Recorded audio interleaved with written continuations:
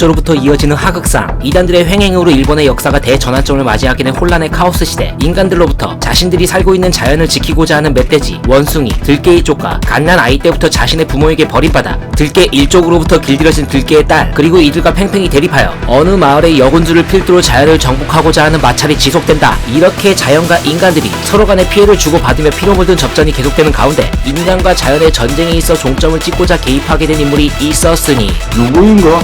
그는 바로 재앙신의 저주로 인해 시한부 선고를 받고 인간과 숲의 공존을 외치는 명분 하에 작중 여성 캐릭터들의 마음을 들었다 놨다 했던 작업의 달인 아시타카 되시겠다. 변방의 어느 작은 마을 꽃미남 출신 아시타카, 그는 자신의 홈그라운드에서 부족의 왕자이자 부족의 가디언으로서 평화롭게 지내던 어느 날 숲의 수호신인 멧돼지 나고신이 인간에 대한 증오와 복수심만 남은 재앙신이 되어 그의 마을을 습격하게 된다. 이를 막고자 했던 아시타카는 마을의 위협을 가져다 줄 것이라 생각했던 재앙신에게 설득을 시도하였으나 결국 재앙신을 저지하기 위해 어쩔 수 없이 그의 생명줄을 끊게 되고, 그러한 과정 중 재앙신은 그에 따른 보답으로 아시타카의 오른팔에 죽음의 저주를 선사한다. 부족의 지킴이었던 아시타카가 이제는 부족의 화근덩어리자 암세포로 변질되는 순간 되시겠다. 그러한 원흉을 두고만 볼 수 없던 부족의 무녀가 인사위원회를 개최하여 제대로 된 소명의 기회도 없이 아시타카에게 권고사직이라는 최후 통첩을 던지게 된 것이다. 앞으로 마을을 이끌고 짊어지고 나아갈 아시타카는 무녀로부터 이에 따른 뾰족한 해결책을 받지 못했던 점과 아시타카의 비통한 심정과 그동안의 노고는 뒤로 한 채 위로와 따뜻한 말은커녕 넌 죽을 것이다, 운명을 받아들여라, 서쪽 나라로 가면 어쩌면 저주를 풀지도 모른다, 이미 깊은 상처로 검붉게 얼룩진 아시타카의 팔뚝과 마음에 원자 폭탄을 사정없이 투척하게 된다. 그렇게 주사위는 이미 그렇게 던져졌지만 그래도 그는 가느다란 신락 같은 희망을 지니고 죽음의 운명과 시련에 맞서기 위해, 팔뚝에 스며든 재앙을 떨쳐내기 위해, 저주의 수수께끼 해답을 찾기 위해 마을을 떠날 채비를 갖추게 되는데, 마을에서 늘 여자들의 인기를 한몸에 받고 있던 아시타카였던 것인가. 여자 무리들 중 유독 그를 엄청 따르고 생각했던 극성팬 카야가 아시타카의 비극적인 소식을 엿듣고 있었던 것이다. 마을의 상징이자 희망이었던 그가 이제는 재앙으로 탈바꿈 되었기에 마을 사람들의 관심과 이목은 종적을 감추었으나 오로지 카야만큼은 그를 향한 마음은 감출 수가 없었던 것이다. 대낮에 있었던 자신의 일격으로 인해 자신의 모든 것을 송두리째 빼앗기고 잃어버렸을 것이라 생각했던 그였으나, 그녀가 목숨보다 소중히 간직해왔던 목걸이를 건네받으며 언제나 오빠를 생각할 것이라는 애절한 그 한마디와 진심 어린 그녀의 눈망울을 보았을 때 혹시 모를 만약을 대비하여 나도 항상 카야를 생각하겠다라는 말로 카야에게 마음의 확신과 여지를 주는 보장성 보험에 가입을 성사시킨 후 점점 멀어져가는 아시타카의 모습을 배웅하는 카야의 모습과는 달리 아시타카는 뒤도 돌아보지 않고 여정을 떠나게 된다.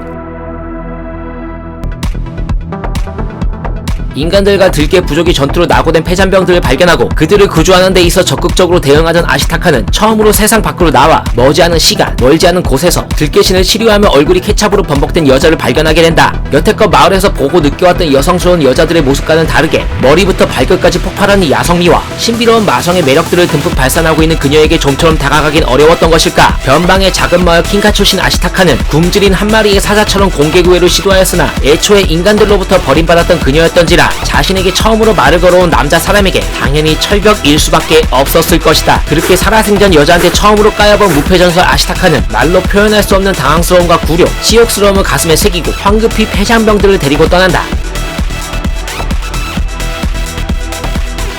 이윽고 아시타카는 짐승들의 보금자리를 강탈하여 여성 중심의 강력한 가모장적인 제철마을에 도착하게 된다. 조금 전에 겪었던 치욕스러웠던 일 때문에 자존심이 완전 걸레짝이 된 아시타카는 지칠 줄 모르고 끊임없이 던져대는 마을 여자들의 추파들 때문이었을까? 상처가 거의 회복된 듯 하다. 지도자의 기계를 갖춘 강인한 여전사 에보시와의 대화를 통해서 자신의 저주와 관련된 모든 궁금증을 해소하게 된 가운데 절치부심의 각오로 에보시 앞에 등장한 산. 태어나서 처음으로 여자에게 꺼지라는 소리를 들었었던 아시타카는 마침 그때의 치욕을 만회할 수 있는 좋은 기회가 찾아온 것이다. 그리하여 나름 박진감 있는 두 여자의 싸움을 가볍게 중지하게 된 아시타카는 산을 위기로부터 구해내기 위해, 산이 자신에게 빠져들게 하기 위해 혼수 상태로 만든 산을 데리고 호련히 마을을 떠나게 된다. 두 여자의 다툼을 말리다 얻게 된 치명적인 상처, 어느덧 도착하게 된 원령공주의 거처, 큰 부상으로 피를 너무 많이 쏟았음에도 불구하고 희미해져가는 자신의 의식 속에서 오로지 투철한 작업의식만큼은 살아있던 아시타카였던 것일까? 인간에게 엄청난 적개심을 지니고 있던 그녀가 자신의 목구멍에 칼을 들이대며 죽일지도 모르는 상황임에도 불구하고 작업의 투혼만큼은 꺼지지 않는 듯 하다. 숟가락을 들 수 있는 힘조차 없던 그였으나 선천적으로 타고난 작업 솜씨가 드디어 빛을 발휘하게 된 것이다. 한 여자로 만족할 수 없었던 아시타카는 넌 아름답다라는 이 말 한마디로 산의 철벽 방어 전선을 완전히 무너뜨린다. 그리하여 달콤한 말 한마디에 태도가 180도 바뀐 산은 아시타카에게 유포를 곱씹으며 자신의 입술까지 서슴없이 허락하게 된 것과 아시타카와 동침을 하며 그를 지극정성으로 간호해주는 모습을 보았을 때, 그리고 아시타카가 자신에게 이불을 덮어주는 세심한 모습을 보았을 때 그녀의 마음이 서서히 열리고 있었던 것이다. 기력 회복 후 인간과 숲의 첨예한 대립을 중재하기 위해 움직일 채비를 갖추는 아시타카는 다급한 상황임에도 불구하고 산에게 내가 널 이토록 깊이 생각하고 있다라는 메시지가 담긴 목걸이를 선물한다. 방금 전까지만 해도 인간은 싫다며 징징거렸던 산이 이제는 아시타카의 선물을 받고 콧구멍을 벌렁거리며 동공이 확장된 그녀 되시겠다. 하지만 이 목걸이에 대해서 리바이벌을 할 필요가 있을 것이다. 그렇다. 마을을 떠나기 전 극성팬 카야에게 선물 받았던 그 목걸이를 산에게 선물했던 것이며, 사실 그 여자는 아시타카의 약혼녀였던 것이다. 아시타카를 항상 생각할 것이라 말했던 카야, 그리고 항상 카야를 생각할 것이라 말했던 아시타카였으나 그의 마음속은 이제 더 이상 카야가 아닌 야성미가 넘치는 늑대의 딸로 가득 채워져 있었던 것이다. 인간과 숲의 전쟁이 정점에 달했을 때 에보시는 모로에 의해 한쪽 팔을 잃게 된다. 여자의 마음을 들었다 놨다 하는 간제비 아시타카였던 것일까. 충분히 산이 자신을 향한 마음이 어떤지 알고 있었음에도 불구하고 부상당한 에보시를 지극정성으로 돌보던 아시타카는 산의 마음을 한 번 더 확인해보고 싶었던 것이다.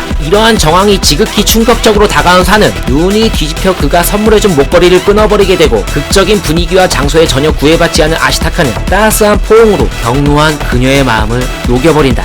하지만 그녀의 마음을 완전히 녹일 수가 없었던 것일까. 인간과 숲의 공전 퀘스트를 완료하게 된 아시타카는 자신에게 걸린 저주로부터 해방되어 산에게 순정녀 카야가 기다리고 있는 자신의 마을로 가서 천연덕스럽게 동거할 것을 권유하였으나 그녀의 마음을 완전히 녹이진 못한 듯 하다. 엄청나게 출중한 외모와 훌륭한 무의 솜씨, 그리고 차분한 인상과 더불어 용맹함을 겸비한 아시타카는 작중 여자들의 마음을 꿰뚫어보는 독심술의 능력도 지닌 듯하다. 일부 1처제 사회가 공식적으로 성립되지 않은 시대적 배경이었기에 자신만을 바라보던 카야의 선물을 망설임 없이 야생소녀에게 건네줌으로써 그녀에게 더 적극적으로 다가갈 수 있는 계기를 마련하기도 하였으며, 작중 많은 여성들이 그에게 추파를 던지는 그러한 모습들을 보았을 때 아시타카, 그에 대한 부러움은 나의 몫인 듯